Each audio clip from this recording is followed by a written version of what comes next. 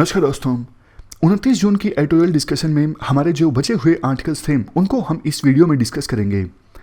पहला हमारा जो आर्टिकल है वो डीप फेक से संबंधित है। आप जनरल स्टडी पेपर 3 के इस टॉपिक से आर्टिकल को रिलेट कर सकते हो। ये सारे पॉइंट्स हम कवर करेंगे डीप फेक से संबंधित आर्टिकल को डिस्कस करते वक्त। सबसे पहले तो हम मतलब जानते हैं डीप फेक का। डीप फेक का मतलब क्या है? देखो, बचपन में आपने एक चीज जरूर नोटिस की होगी कि कुछ लोग क्या किया करते थे, किसी पर्सन की जो इमेज हुआ करती थी उसमें से फेस को हटा के किसी दूसरे पर्सन का फेस लगा देना फोटोशॉप की सहायता से। ये एक्टिविटी कुछ लोग किया करते थे, आपने बचपन में नोटिस किया होगा। बट देखो, आप पहचान लेते थे कि ये जो इमेज है वो फोटोशॉप्ड है, क्योंकि उस समय इतने बेहतर ढंग से इस एक्टिविटी को कर पाना मुश्किल होता था। मतलब आसानी से पता लग जाता था कि इमेज को मैनिपुलेट किया गया है, इमेज में कुछ ना कुछ चेंज किया गया है। बट आज के समय में आर्टिफिशियल इंटेलिजेंस की सहायता से अगर इस एक्टिविटी को अंजाम दिया जाता है तो फिर ज़्यादा जल्दी और ज़्यादा परफेक्टनेस के साथ इस एक्टिविटी को अंजाम दिया जा सकता है। आज के समय में क्या होता है, कुछ लोग क्या करते हैं, कोई वीडियो है, मान लीजिए बैरक ओबामा की वीडियो है स्पीच देते हुए, तो बैरक ओबामा की जो वीडियो है स्पीच देते हुए उसमें से बैरक ओबामा का फेस हटा देंगे, पुतिन का फेस लगा देंगे और बिल्कुल आप पहचान भी नहीं सकोगे कि ये जो स्पीच दी जा रही है वो पुतिन के द्वारा दी जा रही है या फिर ओबामा के द्वारा दी जा रही है, क्योंकि इवन वॉइस मॉड्यूलेशन भी संभव है। वॉइस को भी इस प्रकार से मॉड्यूलेट किया जाता है कि बिल्कुल मुश्किल से पता लग पाता है। ये चीज़ है डीप फेक।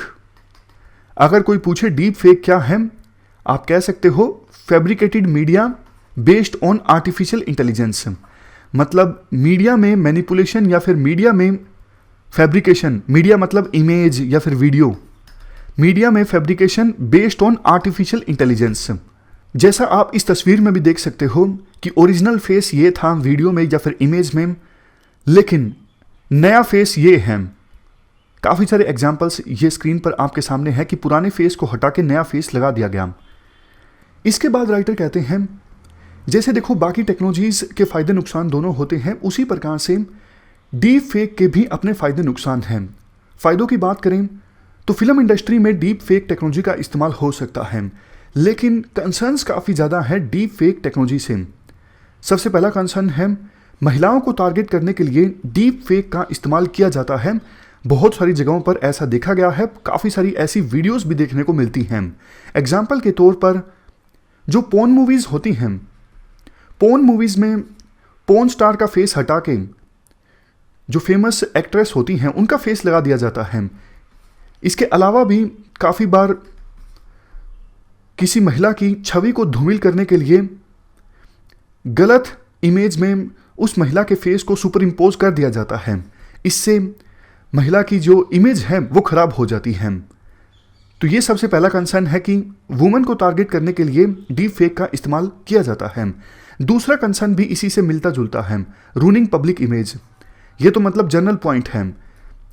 कोई भी देखो पब्लिक लीडर है या फिर बिजनेसमैन है, उनकी फैब्रिकेटेड वीडियो या फिर फैब्रिकेटेड इमेज बनाई जा सकती है और इसके नाम पे पैसों को भी एक्सटॉर्ट किया जा सकता है, ब्लैकमेल करके कि अगर आप हमें पैसे दीजिए अदरवाइज ये जो वीडियो या फिर इमेज है हम पब्लिक में रिलीज कर देंगे।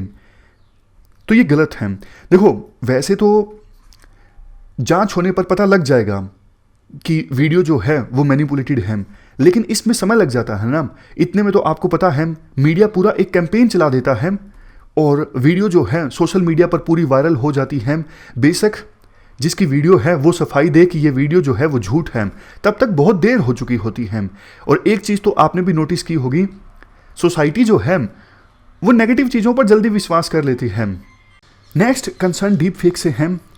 डीप फेक का सोसाइटी को नुकसान पहुंचाने के लिए भी इस्तेमाल होता है। कैसे? जैसे मैं आपको एग्जांपल देता हूँ। मान लीजिए किसी जाति का कोई लीडर है, अब उस जाति के लीडर की इमेज को लगा दिया किसी वीडियो में और उस वीडियो में किसी दूसरी कास्ट के अगेंस्ट कुछ गलत वर्ड्स का इस्तेमाल किया जा रहा है। अब होगा क्या इससे कि उस कास्ट का लीडर ने वो वर्ड्स बोले ही नहीं, जो वीडियो में सुनाई दे रहे हैं, बट लग ऐसा रहा है कि कास्ट के उसी लीडर ने इन वर्ड्स को बोला है दूसरी कास्ट के खिलाफ, तो दूसरी कास्ट वाले इससे भड़क जाएंगे और दोनों कास्ट के बीच में तनाव पैदा हो सकता है, सोसाइटी में इंस्टेबिलिटी आ सकती है। देखो, डीप फेक का इस्तेमाल इवन टेररिस्ट के द्वारा भी किया जाता है, एक धर्म के खिलाफ नफरत पैदा करने के लिए और अपने फॉलोअर्स का माइंड वॉश करने के लिए कि देखो हमारे धर्म के लोगों के साथ कितना गलत हो रहा है, तुम भी हथियार उठा लो। इसके बाद नेक्स्ट कंसर्न है अंडरमाइन ट्रस्ट। देखो, इस डीप फेक की वजह से ना इवन जो सही चीज़ें होती हैं ना, मान लीजिए सही कोई वीडियो आई पब्लिक में, उस पर भी लोगों का विश्वास नहीं होता, लोगों को लगता है झूठ है, अरे सारा दिन झूठ ही चलता रहता है, ये भी झूठ है। तो मतलब सच पर से भी लोगों का विश्वास उठ जाता है। लोगों को लगने लगता है कि आजकल सारी तो इमेजेस झूठी आती हैं, सारी तो वीडियोस झूठी आती हैं, तो ये वीडियो भी शायद झूठी ही होगी। Next concern political image. जैसा हमने डिस्कस किया कि एक पार्टी के द्वारा दूसरी पार्टी के पॉलिटिकल लीडर्स की इमेज को धूमिल करने के लिए डीप फेक टेक्नोलॉजी का इस्तेमाल किया जा सकता है और किया भी जाता है। इस डीप फेक टेक्नोलॉजी की वजह से बहुत सारे देशों में देखा गया है कि कुछ लीडर्स अपने हाथों में पावर कॉन्सेंट्रेट कर लेते हैं, लोगों को डर दिखा के ऑथोरिटेरियन रेजिम बन जाता है। अब लास्ट में बात आती है कि सॉल्यूशन क्या है, डीप फेक से कैसे निजात पाई जाए, कैसे इसको कंट्रोल किया जाए। मेनली देखो 3 स्टेप्स पर राइटर फोकस करते हैं। सबसे पहले प्लेटफॉर्म पॉलिसीज। जिन प्लेटफॉर्म्स पर डीप फेक शेयर होता है, फॉर एग्जांपल ट्विटर पर या फिर फेसबुक पर, इनको कुछ ऐसी पॉलिसी अडॉप्ट करनी चाहिए ताकि डीप फेक पर लगाम लगाई जा सके। दूसरा, टेक्नोलॉजी इंटरवेंशन। टेक्नोलॉजी इतनी अच्छी हो कि आसानी से पता लग जाए कि इमेज में कोई फैब्रिकेशन या फिर मैनिपुलेशन हुआ है या फिर नहीं हुआ है। Next, media literacy. आज के समय में आपने देखा होगा कि कुछ जर्नलिस्ट या फिर कुछ मीडिया चैनल्स जल्द से जल्द इमेजेस को शेयर कर लेते हैं ब्रेकिंग न्यूज़ का फ़ायदा उठाने के लिए, बट वेरीफाई भी नहीं करते कि ये जो इमेज है वो सही है या फिर नहीं है। अगर मीडिया लिटरेट होगी तो जो ये डीप फेक का फेनोमेनन है, इस पर लगाम लगाने में काफ़ी आसानी होगी। तो ये हमने पूरा आर्टिकल डिस्कस किया डीप फेक के बारे में। चलते हैं आगे। इसके बाद नेक्स्ट हमारा आर्टिकल डिसलेक्सिया के बारे में है। आप जनरल स्टडी पेपर 2 के इस टॉपिक से आर्टिकल को रिलेट कर सकते हो। ये पॉइंट्स हम कवर करेंगे इस आर्टिकल की डिस्कशन में। सबसे पहले बात करते हैं एक केस स्टडी की। मुमताज़ एक 9 साल की लड़की है। मुमताज़ को स्टोरी सुनना तो पसंद है लेकिन पढ़ना पसंद नहीं है। इवन इंटरेस्टिंग से इंटरेस्टिंग स्टोरीज पढ़ना मुमताज़ को अच्छा नहीं लगता है, इरिटेटिंग लगता है। वर्ड्स के सीक्वेंस में मुमताज़ गलती कर देती है, जैसे हॉस्पिटल को हॉस्पिटल कहना, स्ट्रेटजी को स्ट्रेचेडी कहना। देखो, ये कुछ वैसा ही है जैसा आपने तारे ज़मीन पे मूवी देखी होगी। तारे ज़मीन पर मूवी में ईशान को बेसिक कैलकुलेशन करने में, बेसिक वर्ड्स पढ़ने में, बेसिक वर्ड्स लिखने में काफ़ी प्रॉब्लम्स का सामना करना पड़ता है। ठीक वैसी ही स्टोरी है मुमताज़ की। तो मुमताज़ जब स्कूल में गई तो सबसे पहले मुमताज़ की मदर ने ये नोटिस किया कि मुमताज़ बेसिक वर्ड्स को नहीं पढ़ पा रही है, लिख पा रही है, बेसिक अर्थमेटिक में भी गलती कर रही है। वोकैब भी मुमताज़ की काफ़ी कम है। मुमताज़ के फादर ने कहा कि छोटे बच्चे हैं, ऐसे ही होते हैं, धीरे धीरे सीख जाएंगे। लेकिन 6 मंथ्स के डिनाइल के बाद आखिर में मुमताज़ के जो माँ बाप थे वो एक चाइल्ड साइकोलॉजिस्ट के पास पहुँचे और चाइल्ड साइकोलॉजिस्ट ने फाइनली ये वर्डिक्ट डिक्लेयर किया मुमताज़ की समझने की शक्ति को एसेस करने के बाद, यानी मुमताज़ की कोग्निटिव स्किल्स को एसेस करने के बाद, कि मुमताज़ जो है वो डिसलेक्सिया का शिकार है। ये देखो एक प्रकार का स्पेसिफिक लर्निंग डिसऑर्डर है, एक ऐसी कंडीशन जिसमें पढ़ना और लिखना मुश्किल होता है। इसके अलावा काफ़ी बार मैथ में भी डिफ़िकल्टी पाई जाती है बच्चों में अगर बच्चे डिसलेक्सिया का शिकार होते हैं। रीडिंग के लिए देखो 2 चीज़ों की आवश्यकता होती है, सिंबल्स को साउंड्स में कन्वर्ट करना या फिर डिकोड करना। इसके अलावा वर्ड्स के मीनिंग को समझना। वो बच्चे जो डिसलेक्सिया के शिकार होते हैं, दोनों में से कोई एक कमी उनमें होती है, या फिर हो सकता है कि दोनों चीज़ों में ही बच्चे लैग कर रहे हों जो डिसलेक्सिया का शिकार होते हैं। जैसे देखो तारे ज़मीन पर मूवी में आपने देखा होगा कि ईशान अवस्थी जब मदर या फिर टीचर काफ़ी सारी इंस्ट्रक्शंस देता है एक साथ कि आपको ये भी करना है, ये भी करना है, ये भी करना है, तो फिर वो बच्चा जो है वो सारी इंस्ट्रक्शंस को एकदम से एब्जॉर्ब नहीं कर पाता, एकोमोडेट नहीं कर पाता, क्योंकि मेमोरी जो होती है ऐसे बच्चों की बहुत कम होती है, वर्किंग मेमोरी। जैसे कंप्यूटर का रैम होता है वर्किंग मेमोरी, उसी प्रकार से डिसलेक्सिया के शिकार बच्चों की वर्किंग जो मेमोरी होती है काफ़ी कम होती है। इसलिए मान लीजिए कोई स्टोरी चल रही है, बच्चा स्टोरी पढ़ रहा है, तो स्टोरी में सीक्वेंस आ रहे हैं कि पहले ये हुआ, दूसरी बार ये हुआ, तीसरी बार ये हुआ, बच्चा याद ही नहीं रख पाता है कि पहले क्या हुआ था। इसलिए स्टोरी पढ़ना इरिटेटिंग लगता है। बट लगता ऐसे है कि जैसे बच्चा ध्यान नहीं दे रहा है, बट वास्तव में ऐसा नहीं होता। बच्चा ध्यान देने की पूरी कोशिश कर रहा है, बट डिसलेक्सिया के शिकार बच्चे चाहकर भी नहीं कई बार वर्ड्स को अच्छे से पढ़ पाते या फिर लिख पाते। इसके बाद राइटर कहते हैं, देखो डिसलेक्सिया जो है ये काफ़ी डाइवर्स कंडीशन है। जो डिसलेक्सिया के शिकार बच्चे होते हैं, कईयों में एक कमी मिलती है, दूसरे बच्चों में कुछ दूसरी कमी मिलती है। मतलब डिसलेक्सिया के शिकार हर एक बच्चों में सेम प्रकार का डेफिसिट नहीं देखने को मिलता है, अलग अलग प्रकार की कंडीशंस देखने को मिलती हैं अलग अलग बच्चों में। बट इसके बाद राइटर ये कहते हैं, देखो ये बुक्स पढ़ना ये तो मॉडर्न एजुकेशन सिस्टम का पार्ट है। पहले तो गुरुकुल में शिक्षा दी जाती थी, वर्बली सारा कम्युनिकेशन होता था। तो मतलब ऐसा नहीं कि बच्चा अगर डिसलेक्सिया का शिकार है तो मतलब वो पढ़ नहीं पाएगा, वो कुछ कर नहीं पाएगा, ऐसा नहीं होता। मतलब किताबों की सहायता से एजुकेशन देना तो बहुत कुछ ही साल पहले स्टार्ट किया है, 100-200 साल पहले आप मान लीजिए। उससे पहले तो एजुकेशन वर्बली ही दी जाती थी।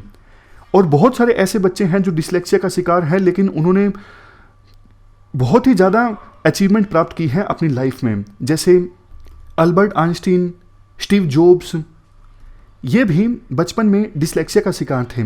लेकिन देखो इशू ये है, अगर स्कूल में जो ट्रामा फेस किया जाता है ऐसे बच्चों के द्वारा, उसको अगर वो सहन कर पाते हैं ना, तभी वो आगे जाके कुछ अचीव कर पाते हैं। बट इसके लिए क्या चाहिए? इसके लिए चाहिए कि हमारी सोसाइटी ऐसे बच्चों को रिकॉग्नाइज करे। ऐसे बच्चों को सिखाने के लिए कुछ स्पेशल ध्यान देने की आवश्यकता होती है। जैसे देखो मुमताज़ का ही एग्जाम्पल दिया जाता है, जिसके बारे में हमने इस आर्टिकल के शुरुआत में डिस्कस किया था, 9 साल की बच्ची। तो फाइनली मुमताज़ के पेरेंट्स ने मुमताज़ के लिए रिमीडियल प्रोग्राम स्टार्ट करवाया, जहाँ पर स्पेशल एजुकेशन टीचर्स मुमताज़ के साथ मिलकर काम करते हैं, मुमताज़ को सिखाने के लिए फोनोलॉजिकल अवेयरनेस के बारे में। फोनोलॉजिकल मतलब स्पीच साउंड्स, मैथ स्किल्स या फिर वर्ड्स में सीक्वेंस संबंधित स्किल्स मुमताज़ की मजबूत करने के लिए। इवन स्कूल में भी मुमताज़ को ज़्यादा समय देना स्टार्ट किया गया। टेस्ट के दौरान मुमताज़ की हेल्प की जाने लगी क्वेश्चंस को समझने में। धीरे धीरे मुमताज़ को चीज़ें समझ में आने लगी। देखो जैसा मुमताज़ के साथ हुआ, मुमताज़ पर जब स्पेशल ध्यान दिया गया तो मुमताज़ को चीज़ें समझ आना स्टार्ट हो गई। उसी प्रकार से अगर बाकी बच्चों के डिसलेक्सिया को भी शुरुआत से ही रिकॉग्नाइज कर लिया जाता है और उन बच्चों पर स्पेशल ध्यान दिया जाता है, तो फिर उन बच्चों को लाइफ में आगे बढ़ाने में मदद की जा सकती है। अगर देखो शुरुआत में ही ऐसा रवैया रहे जैसे तारे ज़मीन पर ईशान के फादर का था कि वो कोशिश ही नहीं करना चाहता, वो सीखना नहीं चाहता, वो आलसी है, तो फिर बच्चा आगे नहीं बढ़ पाएगा। इवन इस आर्टिकल में भी कहा जाता है कि मुमताज़ के पेरेंट्स ने ये डिस्कवर किया कि मुमताज़ के पास एक स्पेशल टैलेंट है म्यूजिक का और स्पोर्ट्स का। तो मुमताज़ के पेरेंट्स अब चाहते हैं कि मुमताज़ का ये जो टैलेंट है इस पर ध्यान दिया जाए, ताकि मुमताज़ आगे जाके इन एरियाज़ में अपना करियर भी बना सके। लास्ट में कहा जाता है, इवन देखो नेशनल एजुकेशन पॉलिसी 2020 में भी ये कहा गया है कि कोग्निटिव असेसमेंट जो है बच्चों की जूनियर स्कूल में वो अनिवार्य होनी चाहिए। मतलब जूनियर स्कूल में पहले से ही ये टेस्ट होना चाहिए कि बच्चों की समझने की क्षमता कितनी है, ताकि उसी के हिसाब से वो बच्चे जो लर्निंग डिसेबिलिटी से ग्रस्त हैं उन पर स्पेशल ध्यान दिया जा सके। इवन टीचर्स को भी हेल्प प्रोवाइड की जाएगी ताकि वो ऐसे बच्चों को आइडेंटिफाई कर सकें, और आइडेंटिफाई करने के बाद कुछ एक्शंस भी बताए गए हैं जिनको लेने की आवश्यकता है। जैसे स्टूडेंट्स को उनकी ही स्पीड से काम करने दिया जाए, ऐसा करिकुलम बनाया जाए जो इन बच्चों के द्वारा कवर किया जा सके। जो बच्चे लर्निंग डिसेबिलिटी का शिकार है ना, उनके लिए अलग से करिकुलम को डेवलप किया जाए और उनको मौका दिया जाए कि वो अपनी ही स्पीड से सीख सकें। अगर देखो नेशनल एजुकेशन पॉलिसी 2020 के इन प्रोविजंस को इम्प्लीमेंट किया जाता है तो फिर जो ये बात है कि हमें एजुकेशन को एक्सेसिबल बनाना है सबके लिए, इस टारगेट को हम अचीव करने की दिशा में आगे बढ़ सकते हैं। तो ये हमने आर्टिकल डिस्कस किया डिसलेक्सिया से संबंधित। अब लास्ट में एथिक्स का एक क्वेश्चन है। क्वेश्चन ये है, young people with the ethical conduct are not willing to come forward to join active politics, suggest steps to motivate them to come forward. ये क्वेश्चन यूपीएससी ने पूछा था 2017 में। क्वेश्चन का मतलब ये है, जो जवान लोग हैं जिनका कंडक्ट एथिकल है वो एक्टिव पॉलिटिक्स को ज्वाइन करने के लिए सामने नहीं आ रहे हैं, आप कुछ स्टेप्स बताइए ताकि उनको मोटिवेट किया जा सके। देखो दो चीज़ें हैं इस क्वेश्चन में। एक तो पहला आपने ये बताना है कि जवान जो लोग हैं वो क्यों नहीं एक्टिव पॉलिटिक्स को ज्वाइन करने के लिए सामने आ रहे हैं, और उसके बाद आप स्टेप्स बताओगे कैसे उनको मोटिवेट किया जा सकता है। इससे पहले आप इंट्रोडक्शन में नॉर्मल सी बातें लिख सकते हो, जैसे किसी भी देश का जो यूथ होता है वो नेशनल प्रोग्रेस में एक इम्पोर्टेंट रोल प्ले करते हैं और उनका बाकी क्षेत्रों की तरह पॉलिटिक्स के बारे में भी पॉजिटिव एटीट्यूड होना चाहिए ताकि पॉलिटिक्स में पार्टिसिपेट करके वो देश को एक नई दिशा प्रदान कर सकें। लेकिन अक्सर देखा गया है कि आज के युग में जो युवा लोग हैं वो एक्टिव पॉलिटिक्स में पार्टिसिपेट करने के लिए आगे नहीं आते हैं। इसके बहुत सारे रीजंस हैं। अब रीजंस आप बता सकते हो कि पॉलिटिक्स का डर्टी होना, जैसे काफ़ी मतलब एक पॉलिटिकल पार्टी दूसरे पॉलिटिकल पार्टीज के खिलाफ काफ़ी कुछ बोलती है, बदला लेने का चलन है कि एक पार्टी के पॉलिटिकल लीडर से दूसरे पार्टी के पॉलिटिकल लीडर से बदला लेते हैं, झूठे केस दर्ज करवाए जाते हैं। ऐसी रणनीति अपनाई जाती है जो कि आमतौर पर इंसान नॉर्मल लाइफ में नहीं अपनाएगा। तो पॉलिटिक्स के नेचर की वजह से यूथ जो हैं वो कतराते हैं। उन्हें लगता है कि अगर हम पॉलिटिक्स में जाएंगे हमें भी इन सब चीज़ों का सामना करना पड़ सकता है, हमारा भी हरासमेंट हो सकता है। तो इसके लिए बहुत बार यूथ तैयार नहीं होते। दूसरा, इकोनॉमिक अपॉर्चुनिटीज़। अब देखो पॉलिटिक्स में आने के लिए आपको भी पता है इकोनॉमिक सिक्योरिटी का होना ज़रूरी है। इवन इलेक्शन लड़ने के लिए भी आपके पास पैसा होना जरूरी है। इलेक्शन का नेचर ही आज इस प्रकार से हो गया है कि आपके पास पैसा है तभी आप प्रचार प्रसार कर सकते हो, अदरवाइज तो आप प्रचार ही नहीं कर सकते। होर्डिंग्स लगवाना, नॉर्मल सा मतलब कैंपेन चलाना, कितना पैसा चाहिए इसके लिए? आपके पास फंडिंग नहीं है, खुद का पैसा नहीं है, तो आप कैसे करोगे? और इसलिए मतलब वो यूथ जिनके पास पैसा नहीं है वो तो पॉलिटिक्स में आने के बारे में सोच भी नहीं सकते। इसके अलावा नेक्स्ट रीज़न, पॉलिटिकल पार्टीज में डेमोक्रेसी का अभाव।